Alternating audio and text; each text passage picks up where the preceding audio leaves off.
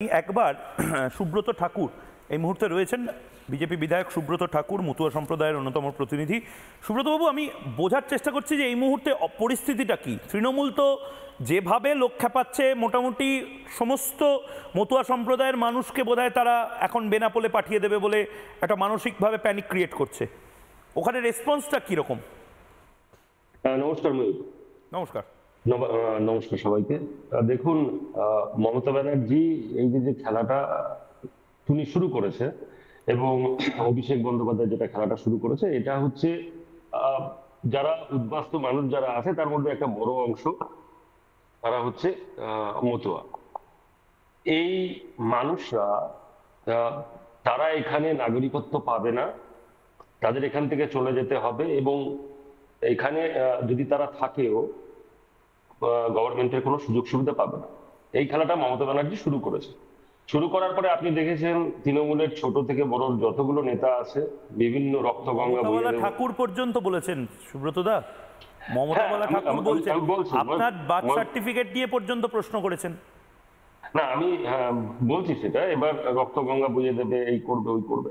একটা ব্যাপারটা হচ্ছে আপনাকে বুঝতে হবে 2014 সালের 31 ডিসেম্বর পর্যন্ত যারা এসছে ওপর বাংলা থেকে, সব যারা উদ্বাস্তু মানুষ যারা, তারা সি এর জন্য অ্যাপ্লাই করতে পারবে এবং 2014 সালে 31 ডিসেম্বরের পরে 1 জানুয়ারি 2025 থেকে শুরু করে আপনার এই 2024-এ 31 ডিসেম্বর, এই 10 বছর যারা আছে তাদের ফরেনার অ্যাক্ট যেটা আছে, পাসপোর্ট অ্যাক্টের কাউকে ধরা যাবে না। আগে প্রচুর প্রচুর আমাদের কাছে কেস আসতো যে তাদের এই দুটো অ্যাক্টে তাদের ধরেছে, যেরকম বনগাঁতে, শিয়ালদাতে, রানাঘাটে, নদিয়াতে বিভিন্ন জায়গাতে ধরে কারোর কাছ থেকে 20,000, 50,000, 1 লাখ টাকা এরকম করে নিয়েছে, না হলে পরে জেলে ভরে দিয়েছে বা পুলিশের স্টেশনে নিয়ে গেছে। এই হেনস্থা আমরা বছরের পর বছর দেখেছি, এদের বিরুদ্ধে আমরা আন্দোলন করেছি। আজকে আমাদের যশস্বী প্রধানমন্ত্রী নরেন্দ্র মোদীজি এবং অমিত শাহজির নেতৃত্বে এই যে আমাদের একটা নাক পাস যেটাকে বলে একটা অভিশাপ থেকে আমরা 2019 সালে আমরা মুক্ত হয়েছি। আর এই যে মমতা ব্যানার্জির লোক খেপানো, ভুল বোঝানো, যে হিন্দুদের বিরোধিতা করা, মতুয়াদের বিরোধিতা করা। একটা কথা মূলক আমি তোমাকে বলছি, আমার কথা বলছে তারা যে এখন এসআইআর এর বিরোধিতা করছে, এই মানুষগুলো 79 বছর, প্রায় 80 বছর হতে চললো আমাদের দেশ স্বাধীন হয়েছে, বা প্রায় 60 বছরের কাছাকাছি কংগ্রেস ক্ষমতায় ছিল এবং অ্যালায়েন্সের গভর্নমেন্ট ছিল। কেউ কি উদ্বাস্তু কোটি কোটি মানুষের জন্য চিন্তা করেছে? না, বিজেপি চিন্তা করেছে। এই মানুষগুলো, এই যে মানুষগুলো সবসময় চিন্তা করতো যে তারা যদি ইনভ্যালিড হয়ে যায় তাদের পরবর্তী বংশরা সব ইনভ্যালিড। আপনি ভাবতে পারছেন যে কিরকম পরিস্থিতিতে এরা বছরের পর বছর কাটিয়েছে? 2019 সালে যখন সিএটা লাগু হলো, পরিবারগুলো তো টেনশন করছে। সিএটা পাস যখন হলো তখন এই মমতা ব্যানার্জির যে দল আছে এবং সরকার আছে এবং যারা সিএর বিরোধিতা করেছে, সব থেকে বেশি পশ্চিমবঙ্গে ট্যাক্স পেয়ারের টাকা, হাজার হাজার কোটি টাকা ধ্বংস হয়েছে। সিএর বিরোধিতা করেছে। সিএটা কাদের জন্য?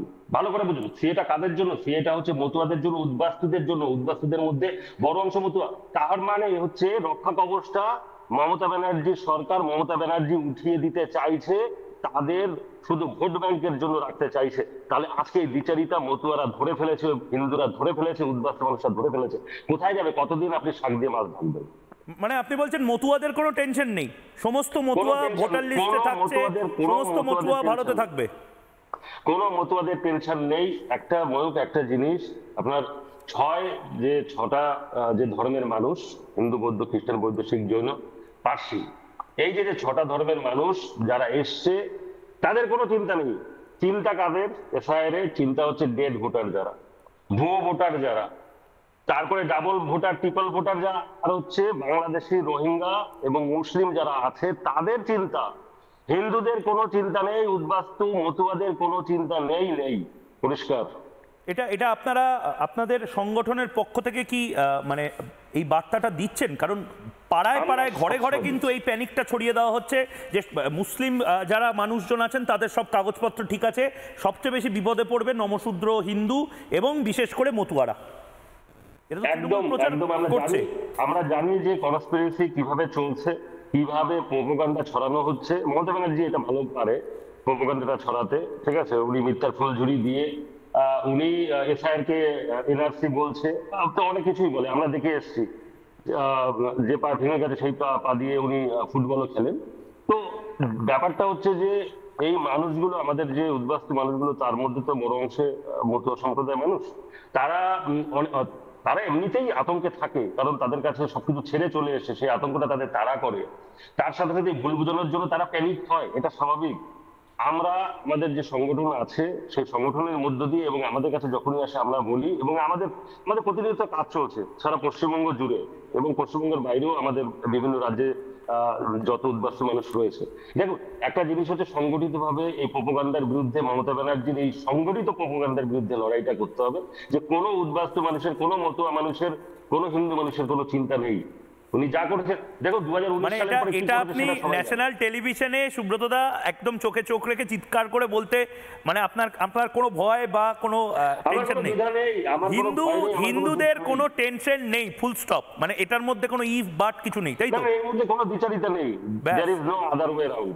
ব্যাস ব্যাস, সুব্রতদা আপনি থাকুন আমাদের সাথে। নানা ধরনের কন্টেন্ট দেখার জন্য লাইক করুন, শেয়ার করুন আমাদের ফেসবুক পেজ, সাবস্ক্রাইব করুন আমাদের ইউটিউব চ্যানেল। পাশাপাশি অন্যান্য ব্রেকিং নিউজের জন্য অবশ্যই চোখ রাখুন রিপাবলিক বাংলায়।